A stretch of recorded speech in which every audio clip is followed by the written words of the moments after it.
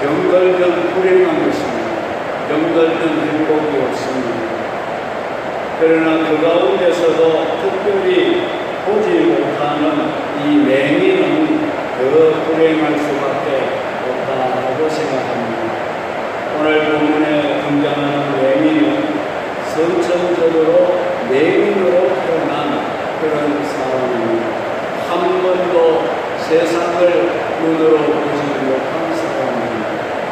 날 때부터 맹인된 사람이라 오늘 성경에 그래 나와 있지 않습니다.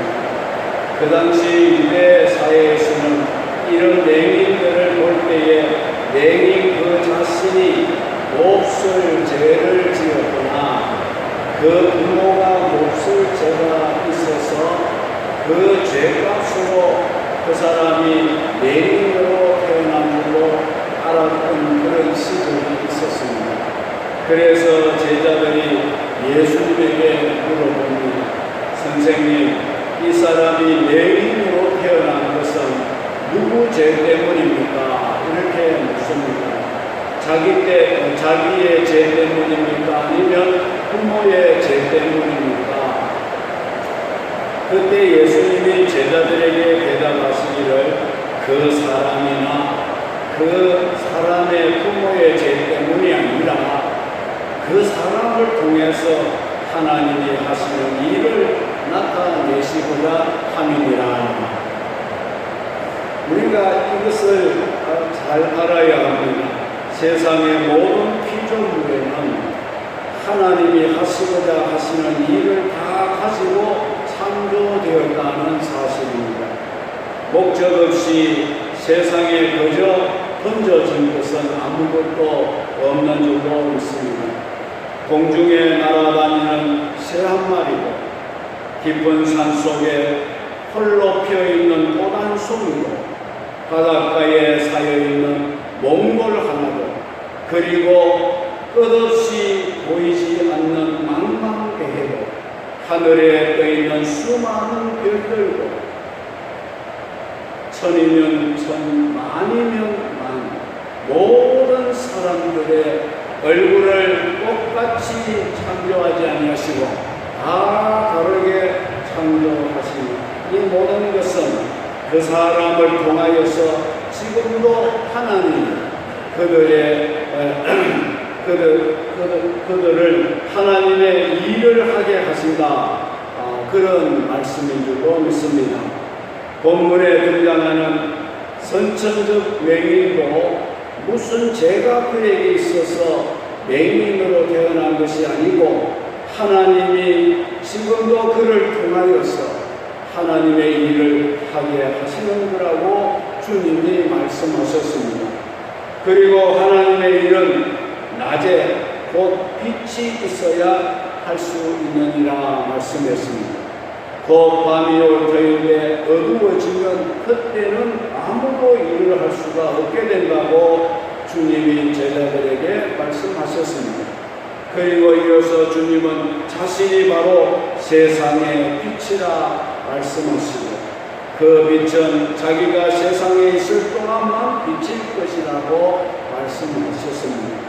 이 말씀을 하신 후에 주님이 땅에 침을 뱉어 진흙을 이겨 그 소경의 눈에다 발라주고 실로암 못에 가서 씻으라 하여 그가 가서 씻고 밝은 눈으로 예수님에게 돌아왔다. 이것이 오늘 본문의 내용이 되겠습니다. 그래서 오늘 제목을 어두움에서 빛으로 이런 주제를 정하였습니다. 여러분, 오래된 일입니다만 이 불란스에서 큰 세계적인 선교대회가 열린 적이 있습니다. 순서에 따라서 하나님께 헌금 드리는 시간이 돌아왔습니다.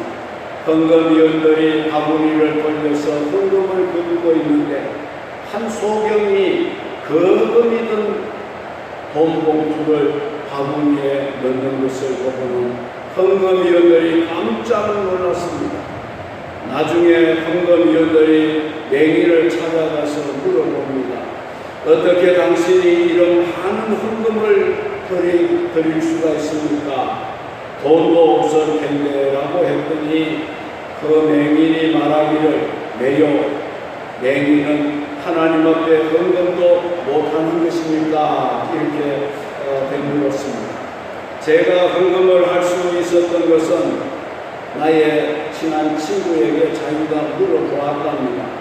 하룻밤에 등불을 밝히기 위해서 기름값이 얼마나 들어가느냐 그랬더니 얼마 정도 걸면 될 거다 이렇게 이야기를 해주더랍니다. 그래서 자기는 그 기름값을 한 푼, 두 푼 모아서 이 돈으로 헌금을 드린 것이다. 자기는 소경이기 때문에 밤에 불을 켤 이유가 없다. 그래서 자기는 기름값을 들어가지 않으니까 이 기름값을 자기가 계산해서 모아놓다가 성교 헌금으로 드린다. 이렇게 말하면서 이 돈으로 영적 소경들에게 복음의 빛을 비추는데 사용해 주시기를 바랍니다라고 했답니다. 맹인은 육신의 눈은 어두웠지만은 영의 눈이 밝아 있었던 겁니다. 그 맹인은 육체적 불구를 거룩하게 승화를 시킨 사람입니다.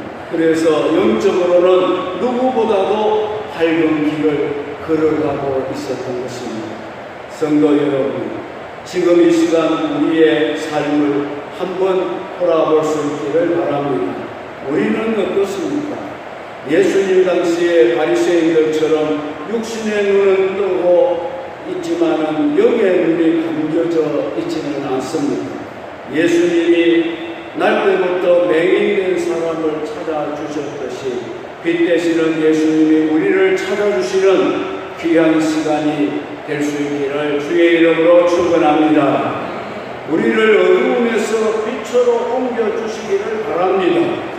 실패를 성공으로 바꿔주시고 모든 질병을 물리치시고 건강을 주시며 절망에서 희망으로 옮겨주시는 은혜가 우리에게 이 시간 임하기를 주의 이름으로 축복합니다. 제자들은 본문에 등장하는 맹인을 부정적으로 보고 부정적으로 생각했습니다. 그러나 예수님은 맹인의 고난을 긍정적으로 보시고 소망적으로 보셨습니다. 그리고 그의 눈을 뜨게 해 주셨습니다. 물론 맹인이 예수님에게 자기 눈을 뜨게 해 달라고 요청한 적은 없습니다. 그러나 예수님은 그를 불쌍하게 여기시고 자발적으로 그 눈을 고쳐주신 줄로 믿습니다. 이렇게 예수님의 사랑은 주권적인 사랑이라는 것입니다. 예수님은 왜 자기가 맹인의 눈을 뜨게 해주어야 하는지를 제자들에게 설명해 줍니다. 아직은 낮이기 때문이라고 했습니다. 곧 밤이 올 것인데 밤이 오면 일을 못하기 때문이라고 했습니다. 이 말씀이 무엇입니까, 여러분? 예수님이 십자가에 돌아가시기 전까지는 주님은 최선을 다해서 아버지의 일, 곧 하나님으로부터 받은 사명을 완수하시려고 했기 때문입니다. 이 말씀을 하신 후에 예수님은 땅에 침을 뱉으시고 진흙을 이겨서 소경의 눈에 발라주셨습니다. 그러면서 실로암 못에 가서 씻고 오라고 했습니다. 앞을 볼 수 없는 맹인이 걸어서 실로암까지 가는 것은 여러분 절대로 쉬운 일이 아니었을 겁니다. 그러나 맹인은 예수님 말씀에 순종했습니다. 실로암 못에서 눈을 씻는 그 순간에 기적이 일어난 줄로 믿습니다. 그 어두운 눈이 밝아졌습니다. 그래서 소경이 밝은 눈으로 예수님에게로 돌아왔습니다. 그런 예수님에게 밝아진 자신의 눈을 보여드리고 감사한 마음을 전해드리고 싶어서 아마 예수님에게로 돌아왔던 것 같습니다. 오늘 우리는 이 본문에서 세 가지를 생각해 보고자 합니다. 첫째는 우리도 모든 것을 긍정적으로 보며 살아가자는 것입니다. 제자들은 소경을 죄값 때문이라고 전제를 했습니다. 그러나 예수님은 그렇게 보시지 않으셨습니다. 3절에 그 사람이나 그 부모가 죄를 범한 것이 아니고 그에게서 하나님의 하시는 일을 나타내고자 하심이라고 말씀하셨습니다. 우리는 보통 전생에 무슨 죄가 많았길래 라는 이런 말을 많이 합니다. 제자들도 그런 식으로 과거 지향적인 질문을 했던 것입니다. 반면에 예수님은 그에게서 하나님이 하실 일이 있다, 이렇게 미래지향적으로 말씀을 하신 겁니다. 제자들과 예수님이 보시는 시각이 달랐던 것입니다. 예수님이 맹인을 고치실 때 그가 예수를 믿고 하나님께 영광을 돌리게 될 것이고, 또 그 놀라운 기적을 본 많은 사람들이 하나님께 영광을 돌리기 때문에 얼마나 하나님 앞에 그 맹인이 큰 일을 할 사람인가를 말씀해 주신 줄로 믿습니다. 아무짝에도 쓸모없을 것 같은 맹인도 이렇게 하나님의 일을 할 수 있다는 사실을 주님이 보여주신 거라고 봅니다. 주님 앞에는 하찮은 존재란 아무것도 없습니다. 여러분, 모두가 다 하나님의 일을 하기 위해서 태어난 자들이라는 것을 잊지 마시기를 바랍니다. 단지 아직도 어두움에 머물러 있기 때문에 하나님의 일을 하지 못하고 있는 것입니다. 그러나 아무리 몹쓸 사람도 빛 되시는 예수님을 만나서 그 영안이 밝아지게 된다면 하나님의 큰 일을 할 수 있는 사람이 될 줄로 믿으시기 바랍니다. 여러분들에게도 어떤 고난이 있으십니까? 제자들처럼 그 고난을 부정적으로 보지 마시기를 바랍니다. 예수님처럼 긍정적인 시각을 가지고 보시기를 바랍니다. 여기는 분명 하나님의 선하신 뜻이 있다, 하나님이 하시고자 하시는 선한 일이 있고 선한 계획이 있다, 이렇게 고난을, 나에게 닥친 고난을 긍정적으로 생각할 수 있기를 바랍니다. 이런 유명한 말이 있지 않습니까? 인간의 끝은 하나님의 시작이라는 말입니다. 인간의 절망이 하나님에게는 기회가 된다는 말씀입니다. 누구나 인생은 고통과 괴로움으로 끝나버리는 것이 아닙니다. 어두운 밤이 지나고 나면 반드시 밝은 아침이 오게 마련인 것입니다. 여러분들 중에 혹시 사망의 음침한 골짜기를 통과하는 것처럼 고통스럽고 어두움이 있습니다. 푸른 초장 쉴만한 물가가 우리를 기다리고 있음을 믿으시기 바랍니다. 내 인생에 풍랑이 거세게 불고 있습니까? 그 풍랑만 바라보고 겁을 먹지 마시기 바랍니다. 그 풍랑 속에 움직이시는 하나님의 손을 볼 수 있기를 바랍니다. 강력하여 손을 이루어주시는 하나님의 손길을 말입니다. 예수님은 지금도 내가 겪고 있는 이 고난들을 긍정적으로 바라보고 계심을 여러분 믿으시기를 바랍니다. 나의 고통을 통하여 하나님의 영광이 나타나게 될 거라고 긍정적으로 하나님은 보고 계시는 줄 믿으시기 바랍니다. 바울도 그런 많은 시련이 있었으나 하나님의 시각으로 바라보고 생각을 했습니다. 감옥에 갇혔을 때도 그런 4권의 성경을 집필을 하게 되었습니다. 로마 감옥의 시대장을 비롯해서 수많은 관료들에게 복음을 전하여 결국은 바울을 통해서 로마가 복음화되는 기적이 일어나게 될 줄 믿습니다. 어디서나 하나님의 섭리는 다 있는 것입니다. 지금도 마찬가지입니다. 나에게 어떤 고난이 있다고 생각해 보십시오. 예를 들어 내가 병이 들었다.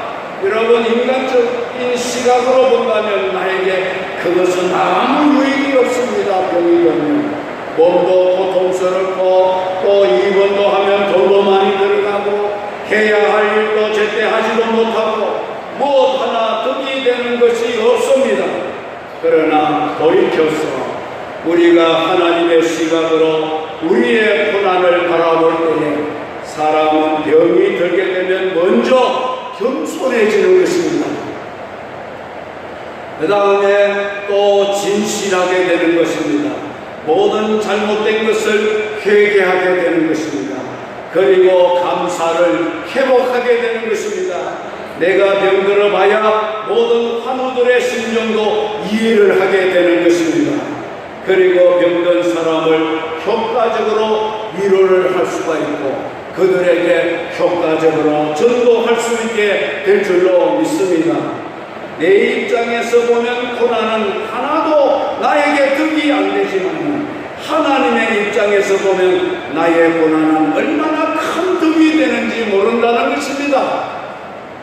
그래서 다윗은 고난당한 것이 내게 유익이라 이렇게 노래했습니다. 고난은 변장을 하고 나를 찾아오는 축복이라고 했습니다. 그래서 여러분 고난을 너무 그렇게 절망하지 마시기를 바랍니다. 여러분들에게 어떤 고난이 있습니까? 제자들처럼 부정적인 시각으로 보지 마시기를 바랍니다. 내가 전생에 무슨 죄가 많아 내가 이런 고난을 당하고 있는가라고 부정적 생각을 절대로 가지지 마시기를 바랍니다. 과거 지향적으로 생각하지 마시고 미래 지향적으로 생각하시기를 바랍니다. 나의 고난 속에는 하나님이 하시는 일이 분명히 들어있습니다. 그 일을 하시기 위해서 고난이라는 도구로 하나님이 나를 사용하고 계시는 걸 믿으시기 바랍니다. 나의 고난 속에는 하나님의 선하신 뜻이 분명히 있습니다. 예수님처럼 긍정적으로 미래적으로 소망적으로 생각할 수 있기 바랍니다. 그때 하나님의 영광이 우리를 통하여 드러나게 될 줄로 믿으시기 바랍니다. 두 번째는 우리도 나의 사명의 최선을 다하라는 것입니다. 본문에서 볼 때 예수님은 죽을 때까지 자신의 사명 감당하시는 것을 우리에게 보여주신 거라고 생각합니다. 제자들은 신학적 이론적으로 예수님에게 질문을 했습니다. 그러나 예수님은 그에게서 하나님의 하시는 일을 나타내고자 하심이라고 말했습니다. 실제적이고 사명적인 대답을 주님이 해주신 겁니다. 4절 5절에 보면 때가 아직 낮음에 나를 보내신 이의 일을 우리가 하여야 하리라. 밤이 오리니 그때는 아무도 일할 수 없느니라. 내가 세상에 있는 동안에는 세상의 빛이니라고 말씀하셨습니다. 여러분 아직은 낮입니다. 아직은 밤이 되지 않았습니다. 예수님도 십자가에 돌아가시기 전까지는 최선을 다해서 하나님의 일을 하셨습니다. 이것은 이 땅에서 예수님도 자신의 사명에 최선을 다하셨다는 겁니다. 밤낮으로 사랑하는 제자들을 가르쳤습니다. 수많은 사람에게 천국 복음을 전파하시고 병든 자들을 고쳐주셨습니다. 주님은 쉴 겨를도 없었습니다. 식사할 겨를도 없었습니다. 주무실 시간도 없었습니다. 밤낮 쉬지 않고 하나님의 일을 하셨습니다. 심지어 십자가상에서도 구속의 사명을 다 하셨습니다. 회개하는 우편감도를 오늘 네가 나와 함께 낙원에 있을 거라고 그를 데리고 낙원으로 가셨습니다. 죽으시면서까지도 그는 그의 사명을 감당하셨습니다. 지금도 하나님 보좌 우편에 앉아서 우리를 위해서 중보의 기도를 드리고 계시는 주님인 줄로 믿으시기 바랍니다. 우리도 예수님처럼 밤이 오는 날까지 내게 주신 사명 다 잘 감당할 수 있기를 바랍니다. 어두운 밤이 쉴 때가 옵니다. 그때는 일할 수가 없습니다. 낮 동안에는 하나님이 나에게 주신 일을 다 할 수 있기를 바랍니다. 아인슈타인 박사 이후에 세계 최대의 물리학자로 불려지는 영국 출신 스티븐 호킹 박사의 이야기 여러분 잘 하실 겁니다. TV를 통해서도 여러분들이 다 보았을 겁니다. 휠체어를 타고 코에 줄을 넣고 말도 못하고 그런 분입니다. 그는 빅뱅 이론, 대폭발 이론, 블랙홀에 대한 연구로 세계 과학자들에게 박감을 받아왔습니다. 그는 대학 1년 때에 희귀병에 걸렸습니다. 불치병입니다. 근육이 수축되는 병입니다. 루게르 병이라고 하죠. 의사들은 그가 3년을 넘기지 못하고 죽을 거라 이렇게 진단했습니다. 그런 천재적 두뇌를 가진 청년이었기 때문에 모두들 예측해 했습니다. 그런데 의사들의 진단은 그의 시간은 3년이라고 했습니다. 깊은 좌절감에 빠졌습니다. 우울증에 시달렸습니다. 그러다 그는 정신을 차리고 결심합니다. 좋아, 나의 삶이 시한부 인생이라면 어떠냐? 어차피 모든 인생은 다 시한부 삶을 살아가고 있지 않는가? 비록 남아있는 기간이 3년이라 할지라도 내가 최선을 다하자. 그 시간만이라도 최대한 가볍게 한번 보내보리라. 어쩌면 내게 남은 3년은 내게 필요한 시간보다 더 길지도 모를 것이다. 그렇게 생각한 후에 그는 연구에만 몰두하게 되었습니다. 3년이 지났습니다. 그는 죽지 않았습니다. 그 후로 30년이 지나도 죽지 않았습니다. 물론 건강하지는 않았습니다. 여전히 휠체어를 타야 되었고 남의 도움을 받아 움직일 수밖에 없었습니다. 그러나 3년보다 훨씬 더 많이 살았습니다. 그는 향년 76세에 그러니까 2018년도에 타계를 했습니다. 기자가 찾아갔습니다. 세상에 수많은 젊은이들에게 꼭 한마디만 해주십시오. 그랬더니 호킹 박사가 이렇게 말했습니다. 젊은이들 어떤 상황에서도 최선을 다해야 합니다. 그렇게 유명한 말을 남겼습니다. 성도 여러분, 하나님이 우리를 어떻게 사랑하셨습니까? 나를 사랑해서 누구를 이 땅에 보내주셨습니까? 수많은 천사 가운데 한 명의 천사를 보냈습니까? 천사장을 보냈습니까? 아니올시다. 단 한 분밖에 없으신 독생자 예수 그리스도를 보내주신 것입니다. 하나님은 우리를 위해서 최선을 다하신 겁니다. 하나님은 나를 대충 사랑해 주신 것이 아닙니다. 최선을 다해 나를 사랑해 주신 겁니다. 그렇다면 우리도 예수님처럼 최선을 다해서 하나님을 사랑하고 하나님을 섬겨야 할 것이 아닙니까? 하나님이 나에게 맡겨준 사명에 최선을 다하시기를 바랍니다. 크든 작든 어떤 일이든 간에 여러분이 맡은 그 사명에 최선을 다할 수 있기를 주의 이름으로 축원합니다. 마지막입니다. 예수님이 소경의 눈을 어떻게 고쳐주셨는지 살펴보겠습니다. 6절에 말씀하시고 땅에 침을 뱉어 진흙을 이겨 그의 눈에 발랐습니다. 예수님은 땅에 침을 뱉으셨습니다. 진흙을 이겨서 그의 맹인의 눈에다가 발라주었습니다. 여러분 생각해 보십시오. 맹인의 눈은 눈이 아닙니까? 눈에 작은 티끌 하나만 들어가도 눈이 쓰리고 아프지 않습니까? 그런데 그 눈에다가 진흙을 발라고 그랬어요. 그 눈이 얼마나 아프고 고통스러웠겠습니까? 그럼에도 맹인은 아무 말 하지 않습니다. 원망하지 않습니다. 왜 이렇습니까? 하지 않았습니다. 그럼에도 불구하고 맹인은 그 모든 것을 다 받아들였습니다. 모든 것을 다 참아내고 받아들였습니다. 한평생 흑암에 갇혀 살아가야 할 인생인데 그까짓 진흙쯤이야 못 참겠는가? 진흙뿐이겠는가? 그 이상의 것도 내가 못 참아내겠는가? 맹인은 그런 심정으로 다 받아들였어요. 성도 여러분, 은혜 받기를 원하십니까? 여러분, 체면도, 채통도, 자존심도 다 내려놓아야 합니다.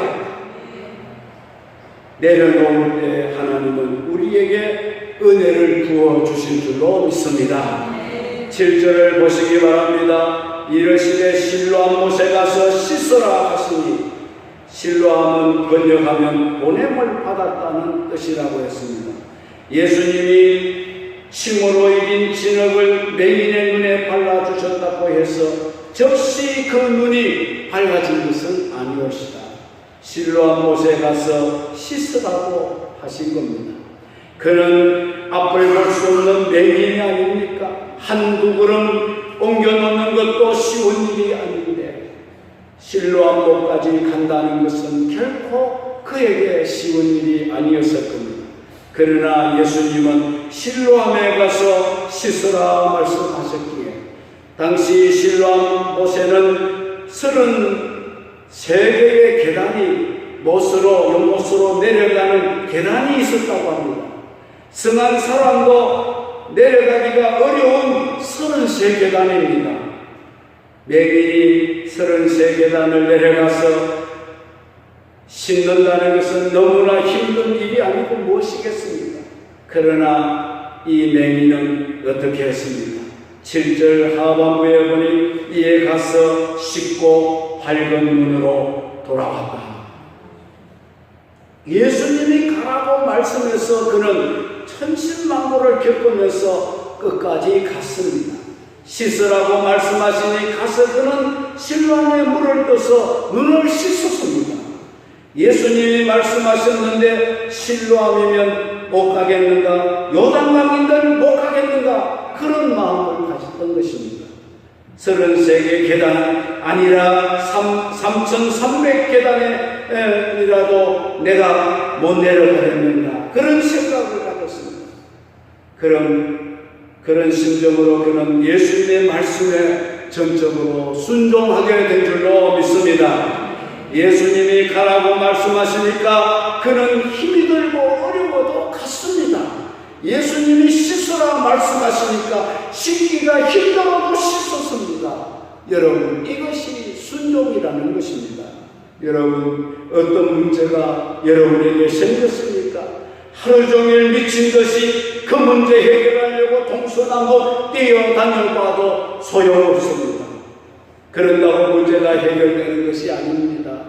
예수님 말씀에 순종할 때에 문제가 해결되리라고 했습니다. 맹인이 실로암으로 갔다가 도중에 힘들어서 중단을 하고 말았다면 어떻게 되었겠습니까? 실로암까지 갔더라도 가파른 33개 계단을 다 못 내려가겠어. 그러면서 거기서 멈추었으면 어떻게 되었겠습니까? 그 물에 씻지를 않고 자기 손으로 그 진흙을 빼버렸다면 어떻게 되었을까요? 하나님이 하시는 일도 중단되고 말았을 줄로 압니다.